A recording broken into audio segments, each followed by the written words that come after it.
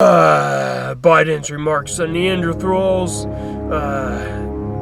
He says Texas can't open, yet he opens Texas to illegal immigrants crossing the border. No explanation to how these kids could afford their Biden t-shirts, which they bought somewhere in Mexico. And no mention of COVID or the other diseases that are brought across the border every year by unchecked migrants.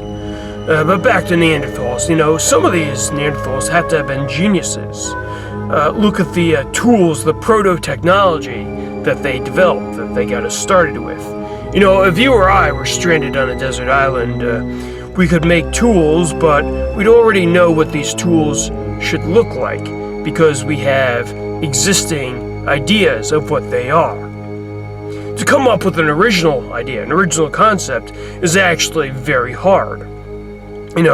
Just if you made any kind of artwork, a novel, a painting, a piece of music, a film, whatever, it would have something in common with existing forms of that medium, possibly even other forms of other mediums incorporated into it.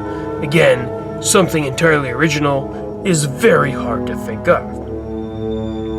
Take a look at their cave paintings. This will survive long after postmodern art is forgotten. You could cover your arms in sleeves of tattoos, and those tattoos would die with you.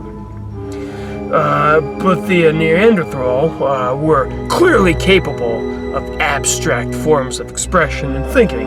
Filmmaker Werner Herzog went as far as to call these paintings proto-cinema. Because they conveyed ideas of movement and a form of expression that went far beyond what you see in the actual paintings. Well, if Trump had made this comment about Neanderthals, the media would be on the side of the Neanderthals, and if Trump had made these remarks, the media would be clearly on the side of the Neanderthals and complaining about how they were killed off by Cro-Magnon people. Or maybe about how diseases killed the Neanderthals and they weren't wearing masks. Well, until next time, Neanderthal lives matter.